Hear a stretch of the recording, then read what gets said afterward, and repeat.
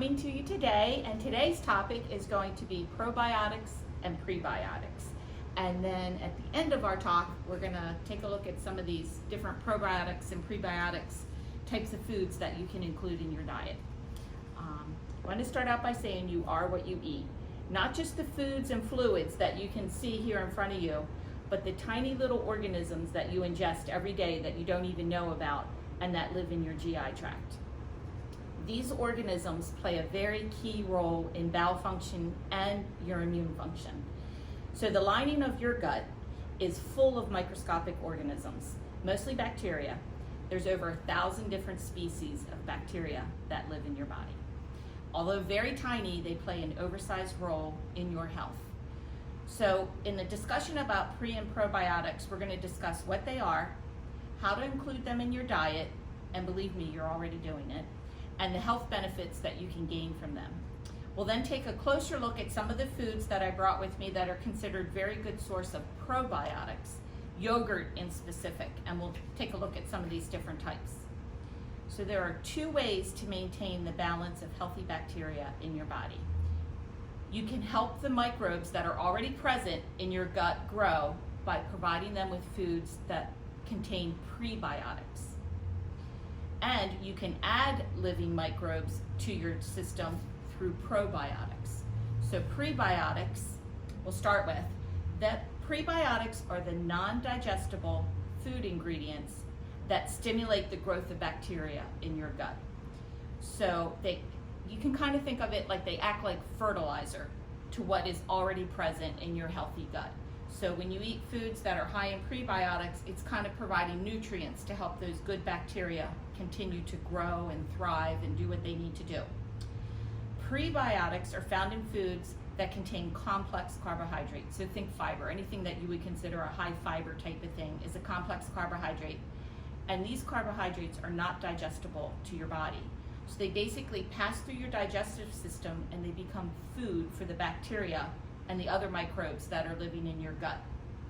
The good news is that prebiotics are found in many fruits and vegetables, and eating a variety of foods in your diet provides your body with a constant source of prebiotics. You don't have to go out and buy a special prebiotic supplement. Examples of foods: asparagus, bananas, garlics, onions, leeks, beans, barley, oats, artichokes, just a variety of fruits and vegetables. Some really odd ones like chicory that most people don't eat, or dandelion greens. These are all sources of prebiotics, but the bottom line is if you eat a well-balanced diet, include complex carbohydrates in your diet, then you have plenty of nutrients via the prebiotics to feed your healthy gut. You can take an over-the-counter prebiotic supplement, but it's really not necessary unless you've specifically been recommended to do that by your physician. So that's prebiotics. Probiotics is what everybody's talking about now. So probiotics are live beneficial bacteria, and the key word is live beneficial bacteria that have health benefits to help boost your immunity and help regulate GI function, GI health. For example, any of you ever been on antibiotics before? Maybe your physician has prescribed a probiotic to take at the same time you're taking an antibiotic so that you can help maintain your gut health. So when taken orally, so when you eat these probiotics, they benefit you by improving the intestinal microbial balance. So it improves the balance of all the microorganisms that are already in your body. By eating probiotics or foods that are full of probiotics, it just helps improve, benefit them. And I did find a piece of research that showed that as we age, the beneficial bacteria in our body declines. So in children, a common bacteria, it's called bifidobacteria. It's a very common bacteria. It comprised 95% of the microbial population in a child's body. As you age, that amount falls to about 25%. So your microbial population kind of drains as you get older. So anything you can do to add back to that microbial population is to your benefit. So there's different microbes, and they're found throughout different parts of your GI system, which starts at your mouth, goes through your esophagus, into your stomach, small intestine, large intestines, colon. There's really good bacteria like the lactobacillus bacteria, which is what you find in most of these yogurts. And what they do is try to help your body fight the harmful effects of the bad bacteria. And you've heard of these like E. coli, Salmonella, Clostridium, which causes C. diff. Those are things that have all been in the news lately. So if your body ingests one of those bad bacteria, E. coli or Salmonella, these good bacteria from the probiotics help fight that infection. The good bacteria helps your immune system maintain balance and good gut health. I have seen personally positive effects with the use of probiotics when we're treating residents here in the healthcare center who have a C. diff infection. They might have it from long-term antibiotic use or for just extended hospitalization, but giving them a probiotic in addition to the antibiotic that they're taking really seems to speed their recovery. Again, probiotics are live organisms, okay? You can obtain them from food or supplements. Briefly, a probiotic supplement is something you can buy over the counter, but you want to look for one that has guaranteed live cells at the time of purchase, okay? Not at the time of manufacture. There are actually probiotics out there that are being sold that there's just no strength to them because the probiotics were killed during the manufacturing process. So you would want to look on the side of the box that it has live cells at the time of purchase. Example of one is called Carroll, and it's an over-the-counter probiotic. It's been very widely studied. It contains active live cells. It's very easy to find in stores. There's a lot of brands available, but do your research because a lot of them, you're just wasting your money to buy them. And for the most part, you don't need to buy a probiotic supplement. It's very easy to add probiotics to your diet just from foods that are enjoyable to eat.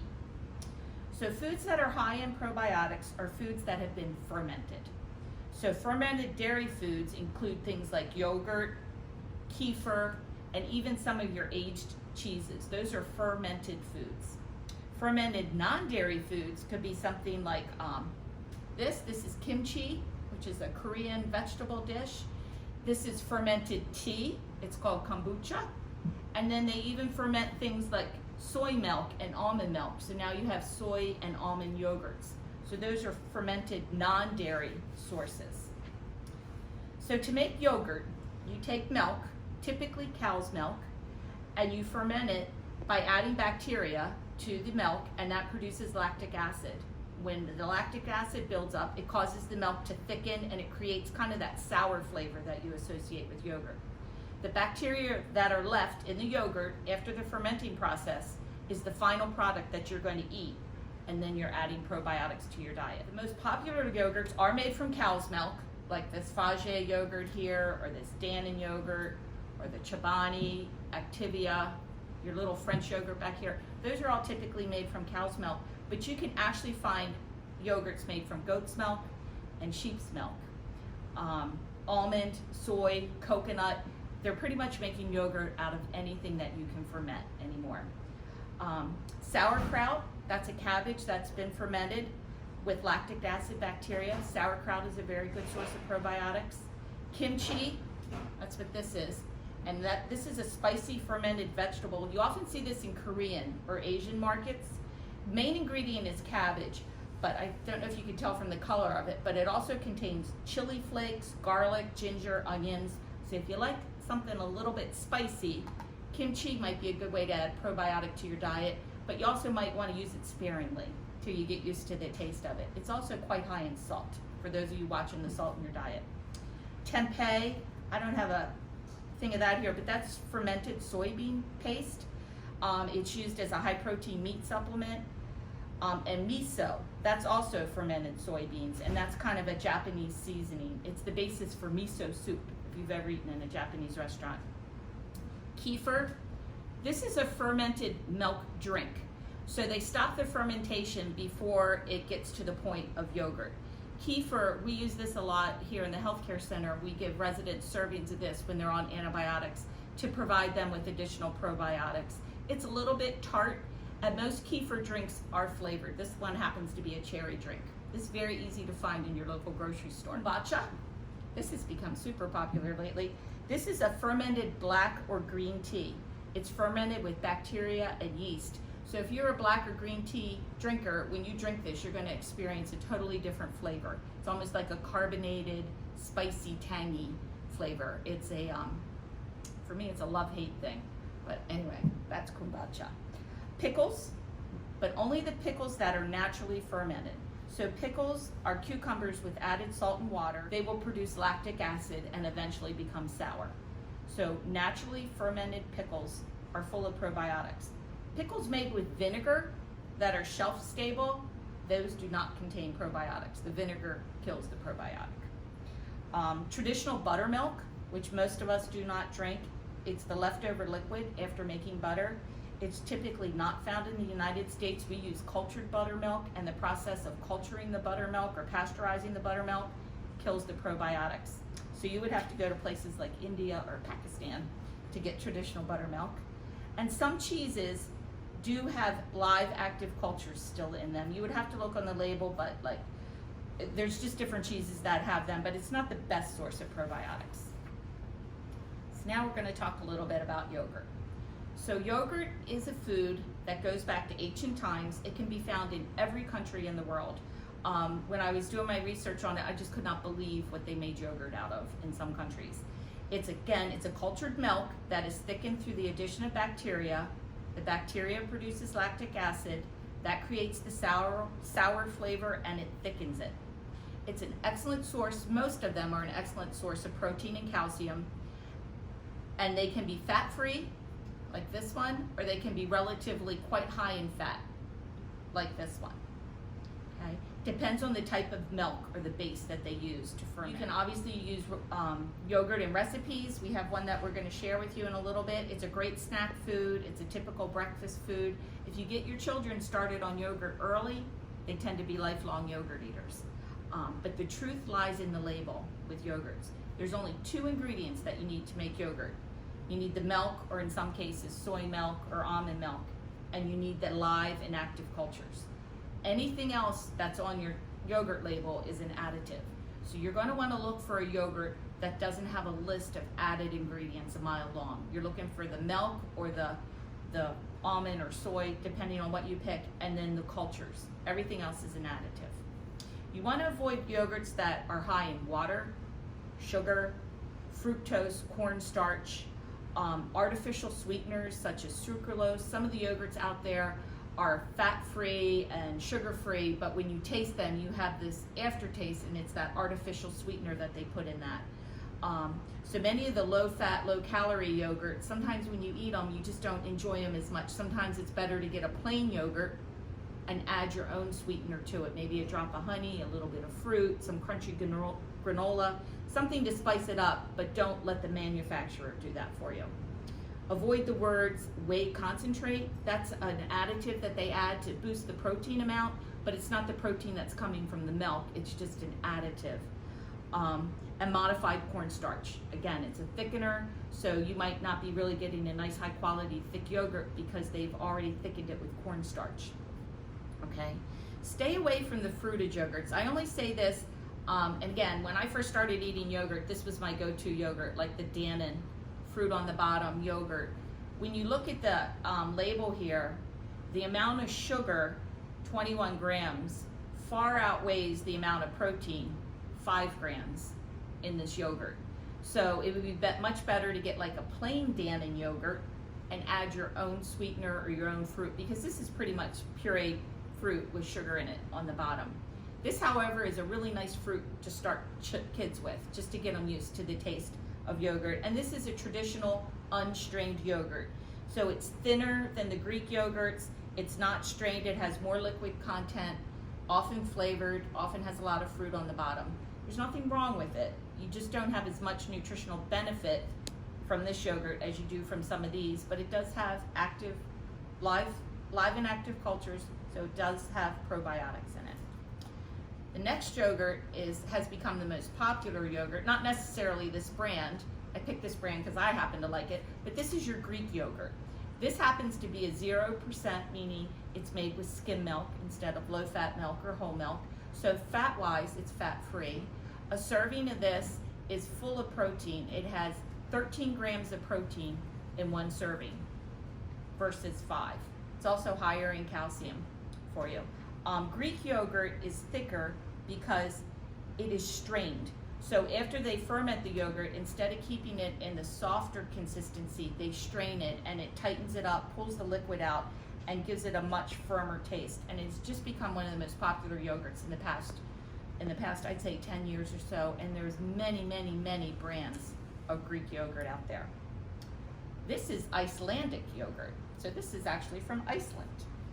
This is the biggest competitor to the Greek yogurt. And this is strained 4 times. So this is probably the thickest yogurt that you can buy. It's the consistency of a pudding. If you put a spoon in it, it's going to stand straight up. It's made from cow's milk, traditionally from skim milk, but you can find it low fat. So I happen to pick the 0% one. So this was made from skim milk, but they also have a 2% and a 4%. So it's a little bit creamier, the higher fat content that you get. But this is an Icelandic yogurt, and it's actually very, very delicious. This is an Australian yogurt. This is called Noosa. It's from Australia. This is not strained like the Greek or the Icelandic yogurt, so it has more like a traditional creamy yogurt texture. It's always made with whole milk, so it is higher in calories than most yogurts, but it's often honey sweetened. It's a great source of protein. It's a great source of probiotics, and it's also a great thing to have as a dessert. It's like a replacement for ice cream because it is so rich and creamy. Goat or sheep's milk yogurt I did not buy, but I can tell you if you like goat cheese, you might like goat's milk yogurt. It has a very strong taste, but it's just a cultured goat milk or cultured sheep milk. Again, both very high in probiotics, but also high in fat. This is a soy yogurt, and this is soy milk with the live cultures. This is a dairy-free yogurt, okay? It can be hard to find unsweetened. This one is vanilla, because the taste, a lot of people have to add things to the soy yogurt to kind of make it taste better. But soy yogurt, so if you're on a lactose-free diet and you drink soy milk to start out with, you might enjoy soy yogurt. And then here's almond yogurt. And this is almond milk that has been cultured. And almond milk basically is just finely ground almonds with water added to it. So you start with the almond milk, you add the cultures. This is also dairy-free. And it actually has a little bit of fiber, which most yogurts don't, and that's because of the nuts in it. It's lower in protein than most yogurts, and it's a thin, you can't hear it, but you can hear it sloshing around in there. It's a thin yogurt. There's a coconut yogurt, which I didn't bring with me. That's available out there. There's drinkable yogurts. So here's a Chobani. So this is a Greek yogurt that's thinner, and you can actually just drink it right out of the bottle, full of probiotics. You've probably all seen advertisements for this one, the Activia yogurt. So this is just a regular thinner yogurt, kind of like this, but it has a lot of cultures added to it. Like the amount of probiotics in this little container of yogurt is more than in these bigger containers. So this Activia yogurt is marketed specifically for people with digestive health. And this one is the French yogurt, the wee yogurt. And this is a yogurt that is pot set. It is not made in a big vat or made in bulk and then put into the little containers. It's actually made in this container, cultured right in the container, and then sealed and then served right out of that container. So that's the only difference with this yogurt, is that it's actually made in that little pot. This is also a very rich and creamy yogurt, kind of like the Australian one. This is a nice dessert yogurt as well.